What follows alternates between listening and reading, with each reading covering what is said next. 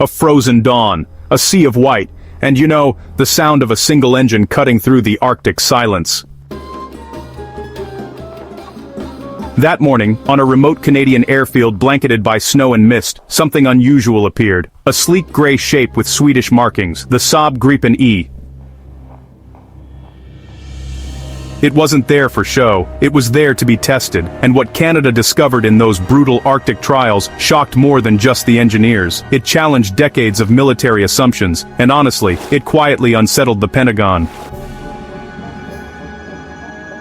For generations, Canada's skies have been guarded by American-made jets. From the CF-100 to the CF-18, the story has been the same. When Ottawa needed air power, Washington supplied it. So, when the Royal Canadian Air Force launched its Future Fighter Capability Project, a once-in-a-generation contest to replace its aging Hornets, most folks expected, well, another American victory. The F-35 was the favorite, no doubt about it. The Eurofighter and Rafale, they were distant challengers. And then, out of nowhere, came Sweden. A small country, with a smaller budget, but a fighter that defied logic. Light, lean, and designed for survival. The Saab Gripen E. When it arrived for Canada's cold weather testing, many dismissed it as just symbolic. A gesture to keep competition open. But let me tell you, nobody was laughing once the tests began. The Arctic doesn't care about politics. It doesn't care how expensive your jet is, how many features you boast, or how stealthy your paint claims to be. Up there, it's all about endurance. Minus 40 degrees, blinding snow, crosswinds strong enough to rip open hangar doors. For the F-35 and its complex support systems, those conditions are a nightmare. But for the Gripen, it was home turf.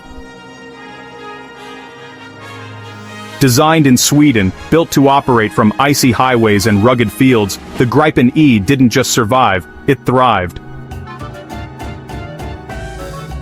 Its engine fired instantly in freezing temperatures, no special equipment required, its radar stayed clear even through ice and fog, its systems didn't flicker once. And when Canada's evaluators asked to test refueling and rearming on a snow-packed runway, the Swedes smiled. They'd been doing that for decades. With a team of just 5 ground crew and a refueling truck, the Gripen was turned around in under 10 minutes. In Arctic terms, that's lightning speed. That's when Canadian officials began to see the bigger picture. Because while other jets demanded complex infrastructure, heated hangars, and digital maintenance links to American servers, the Gripen required none of it. It was designed for independence. Sweden's military philosophy has always been simple. Never depend on anyone else for your defense. Every system, every line of code in the Gripen is Swedish-owned. No American oversight, no hidden permissions. For Canada, a nation with vast remote territories and an increasing need to patrol the Arctic alone, that idea was, well, intoxicating. The Gripen wasn't just a fighter, it was freedom. Of course, not everyone liked that. In Washington, whispers began circulating, reports that the Gripen's performance in Arctic conditions was, well, impressive, maybe even a bit too impressive. For the Pentagon, this was definitely a problem. If Canada, one of America's closest allies, seriously considered buying Swedish, it would send a message: you don't have to buy American to defend your skies. And honestly, that's a message the US defense industry really didn't want spreading. Still, inside Canada's evaluation teams, respect for the Gripen just kept growing. Pilots admired its balance, fast, but totally controllable. Engineers were amazed at its maintenance simplicity, and every analyst noticed the same thing. The Gripen E's cost per flight hour was less than 1/3 of the F-35's.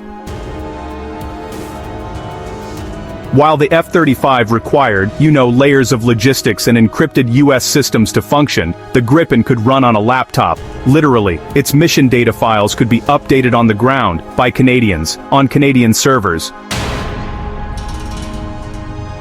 That autonomy was priceless, and then came the flight that changed everything. During one evaluation sortie, the Gripen performed a simulated interception exercise, tracking and engaging targets in near-zero visibility. Observers expected limitations. After all, this wasn't a stealth aircraft. But when the data came back, jaws dropped. The Gripen's advanced radar and electronic warfare system, Arexis, had detected and locked onto simulated opponents faster than anyone expected, even in conditions that would normally cripple sensors. The jet didn't rely on hiding, it relied on confusing. It turned the enemy's own radar signals against them. One Canadian pilot described it simply, "It's not a stealth jet, it's a smart jet." And that line, "a smart jet," started echoing through defense circles, because while others were chasing invisibility, Sweden had built adaptability. But as always, brilliance meets bureaucracy. The deeper Canada looked into Gripen's capabilities, the heavier the political pressure became. Lobbyists, allies, so-called advisors, all pushing the same narrative: stay with the United States, stay within the system. So, the Gripen E may have won the tests, but, the F-35 had already won the politics. Behind closed doors, senior officials debated risk, strategy, and alliances. Could Canada really step outside the American defense umbrella? And honestly, could it afford the independence the Gripen offered?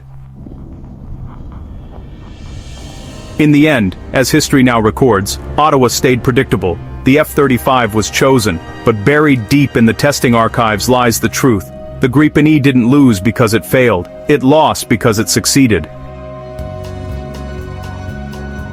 What Canada discovered in those Arctic trials wasn't just about one fighter jet. It